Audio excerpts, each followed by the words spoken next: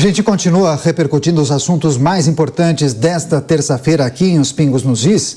João Pedro Stedley, um dos principais líderes sem terra, foi ouvido nesta terça-feira pela CPI do MST. Segundo ele, é impossível saber o que realmente acontece dentro das invasões. A gente separou esse trecho. Vamos acompanhar. Nós somos contra o arrendamento. Nós somos os primeiros a denunciar. Tem arrendamento? Vai lá, chama a Polícia Federal, porque a terra é do INCRA, não pode arrendar. Não, isso é o princípio. Agora, o senhor há de convir, são 5.000 assentamentos, 500.000 famílias. Me desculpe, mas não há, nem Jesus Cristo sabe o que acontece em todos os assentamentos. No entanto, Stedley afirmou que existem normas dentro do grupo e que crimes de militantes também devem ser denunciados e investigados pela Justiça Comum. O MST tem princípios organizativos e quem infringe esses princípios organizativos não está de acordo com a ideologia do nosso movimento. Então ele está desviado dos nossos princípios. Assim como no tema anterior de desvio de recursos, a saída é a delegacia. Quem usufrui recursos de outros tem código, tem penal, procure a lei. Por fim, o líder do MST ironizou os parlamentares que investigam o sem terra e chamou as denúncias de casos selecionados. Acompanhe. Eu considero elogiável esse esforço de vocês de procurar identificar os problemas. Isso ajuda. Espero que o senhor, no seu relatório, coloque sugestões de como nós superar isso. Eu quero convidá-lo. Vamos comigo também, eu também sei selecionar acampamento e assentamento. Vamos visitar em qualquer estado que o senhor quiser. Vamos lá, vamos junto.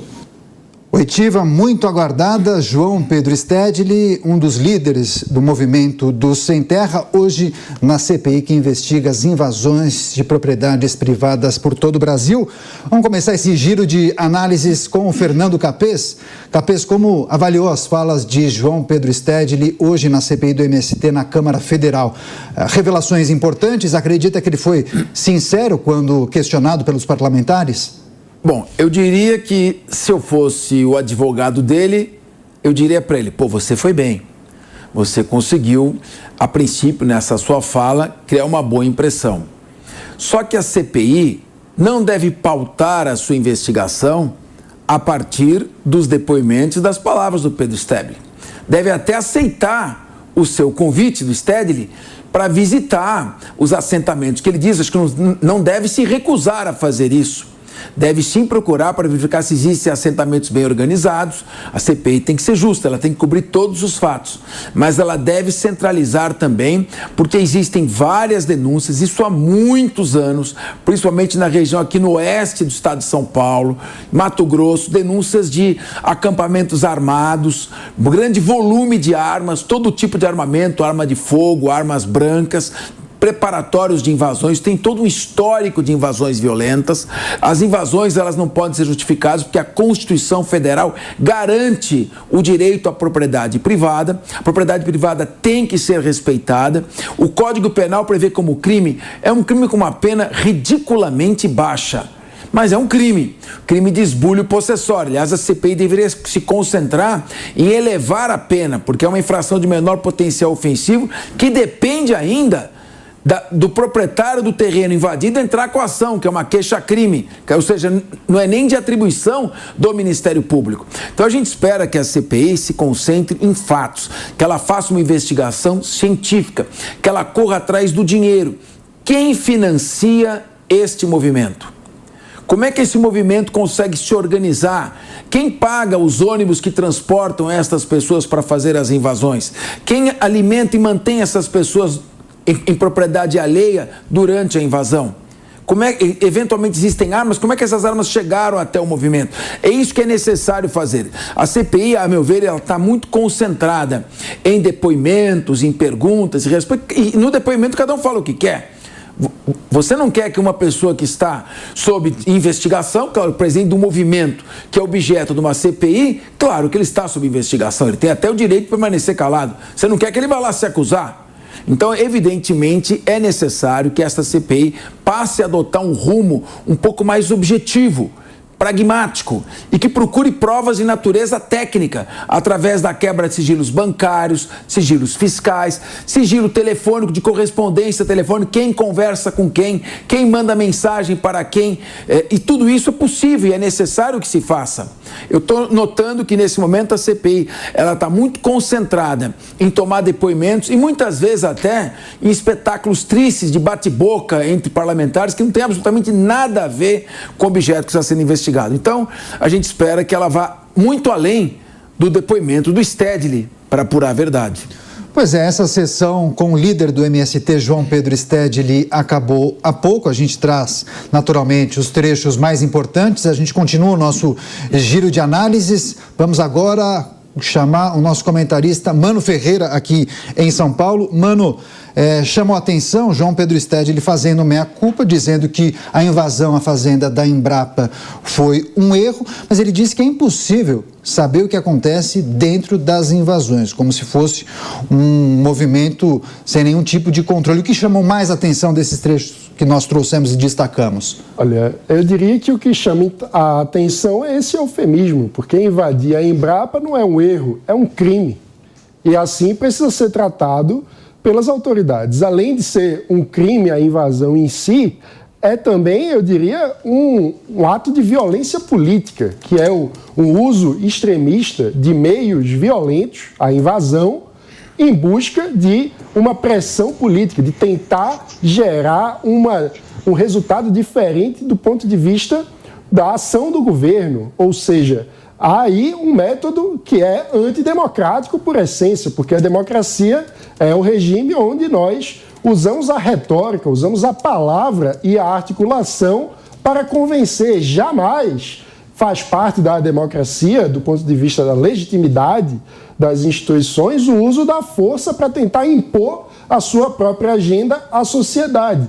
Então, inclusive quando o governo Lula muitas vezes atua cedendo à pressão desses criminosos, acaba incentivando o crime, o que é uma postura absurda de leniência, que acaba estimulando que novas invasões acabem ocorrendo. Agora, também me chamou a atenção o Stedley pedir que a CPI apresente sugestões de melhoria. Eu até acho muito razoável. De fato, é preciso que o relatório final da CPI traga resultados concretos. E aí eu dividiria em dois grandes eixos. É preciso ter sugestões do ponto de vista de política pública, ou seja, como melhorar a entrega e eficiência do governo na causa da reforma agrária e, para mim, isso passa por defender o direito individual à propriedade privada, seja dos já proprietários ou dos novos proprietários, que deveriam ser os assentados, no lugar de ficar com essa ideia aí de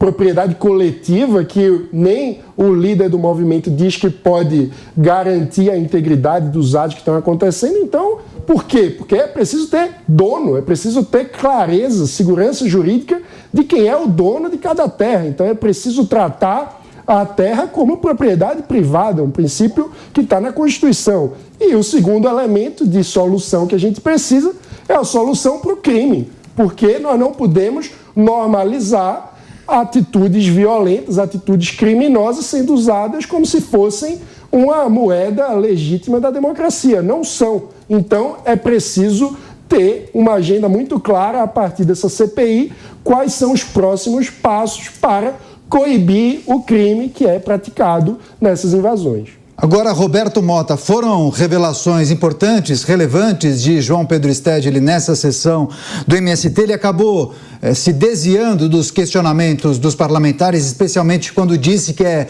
impossível saber o que acontece nas invasões? Acho que uma informação muito... Não, ok, pode falar. Essa já é em si uma informação muito importante. Um país que respeita de verdade o direito de propriedade não tem lugar para um movimento como o MST. É aí que a conversa deveria acabar. Como é que pode uma pessoa ser líder do movimento que, segundo ele mesmo, envolve 5.000 assentamentos, 500 mil famílias, não foi esse o número que ele disse? Eu fiquei espantado. 500 mil famílias. Você imagina, uma família tem 3 a 4 pessoas, você está falando aí de milhões de pessoas envolvidas nesse movimento. E ele mesmo diz, ninguém consegue controlar o que acontece ali. Ué, então de quem é a responsabilidade disso? Você tem um movimento que tem líderes e os líderes não têm nenhum controle sobre o que acontece ali. Engraçado ele dizer ao Ricardo Salles, espero que o senhor coloque sugestões no seu relatório. A melhor sugestão é acabar com as invasões de propriedade. Mas eu tenho uma desconfiança que ele não vai aceitar essa sugestão. Parece também que na véspera do depoimento ontem, ele teria acusado os deputados da extrema-direita de transformar a CPI em um circo com todo tipo de estripulias e agressões nos quais os parlamentares deixam de ter posturas civilizatórias. Imaginem vocês, percebam que isso vem de um dos líderes de um movimento cuja atividade principal é invadir propriedade. Olha, eu tenho a impressão que essas invasões raramente são feitas de forma civilizada, com carinho. O deputado Ricardo Salles fez excelentes questionamentos. É lógico que o depoente ali, não sei qual é o termo, o líder do movimento, fez o possível para se esquivar de todas as perguntas. Mas acho que as manobras dele talvez falem muito melhor do que qualquer outra resposta que ele tivesse dado com franqueza, porque a gente já conhece as respostas para essas perguntas. Tá certo. Agora, antes de passar para o José Maria Trindade, eu quero chamar a atenção para a nossa enquete do dia, uma pergunta sobre algo relevante do noticiário. Então, se você puder, entre agora no portal da Jovem Pan News, jovempan.com.br. Você vai ficar muito bem informado, vai conhecer o nosso trabalho, os textos que são publicados, as principais notícias do dia, tem também os trechos dos programas, dos telejornais e também os artigos publicados pelos nossos colunistas e articulistas. A pergunta de hoje é a seguinte: os deputados têm mais poder do que senadores e o presidente? Se você puder, vote agora. E de um universo de mais de 160 participantes, 51,81% disseram que sim. Já 48,19% disseram que não. Uma votação bem dividida, mas nós publicamos há pouco essa enquete. Então, se você puder, entre agora no portal da Jovem Pan News, jovempan.com.br, registre o seu voto e a sua opinião. Daqui a pouco eu trago outras parciais, sempre agradecendo a sua participação e a sua audiência aqui em Os Pingos nos Is.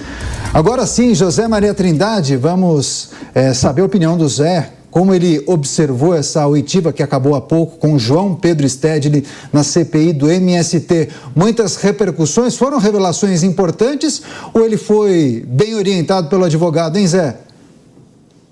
Pois, eu senti ali que o clima na CPI do MST já mudou, né? Houve uma proteção dele, vi ali muito boné vermelho e pessoas batendo no peito e dizendo: eu apoio o MST, eu uso o chapéu do MST, o MST está por todo lugar. Para se ter uma ideia. Então é preciso sim que essa CPI se encerre por aí, porque senão ela inverte. E vai começar a investigar a lei, vai começar a investigar o ruralista, vai começar a investigar o agronegócio. Esta é uma realidade. O Stedley cometeu o crime maior. Ele admitiu que é o coordenador nacional do MST, ele admitiu publicamente em uma CPI. Esse depoimento não é um depoimento comum, faz parte de um processo, né? A Comissão Parlamentar de Inquérito, ela tem poderes especiais. Então, isso aí é um depoimento perante a Justiça, tem validade legal. E ele admite, talvez a primeira vez em órgãos oficiais, que ele é coordenador de um grupo ilegal no Brasil. É preciso agora saber quem financia, e ele deu algumas dicas, essa história do dinheiro ilegal e tudo. Ele disse apenas que só Cristo, aliás, ele diz nem Cristo sabe o que passa nos acampamentos do MST. Os fazendeiros sabem o que se passa no acampamento do MST. Os invadidos sabem da tristeza. Vocês não têm ideia que em Brasília chegam pessoas me procurando e contando histórias horríveis, histórias horríveis. Histórias do MST que chega numa fazenda, que mata animais e que destrói uma propriedade que está na família há décadas. E a pessoa se sente impotente, não sabe a quem recorrer. Matam animais, eles destroem plantações, criam novos produtos lá, e fica, aquele agrupamento fica inseguro e desvaloriza a fazenda, a pessoa não sabe o que fazer, fica perdido. Então, se ele não sabe, nem Cristo sabe, é só ele ir nos locais e perguntar para o dono da fazenda o que acontece no acampamento quando esses bandoleiros modernos chegam, parecendo gafanhoto, comendo tudo, matando animais. Então, os fazendeiros sabem o que acontece. Ele falou, isso é caso de delegacia. Aí ele disse, é verdade? É caso, sim, de delegacia. Chama o delegado, aciona a justiça e pega principalmente a identificação de todos. Fotografa e filma esse pessoal. E eles serão indiciados pessoalmente. E o líder nacional, o senhor Pedro Stedley, que pela primeira vez, no órgão oficial, uma CPI, um depoimento em CPI, é parte legal de um processo.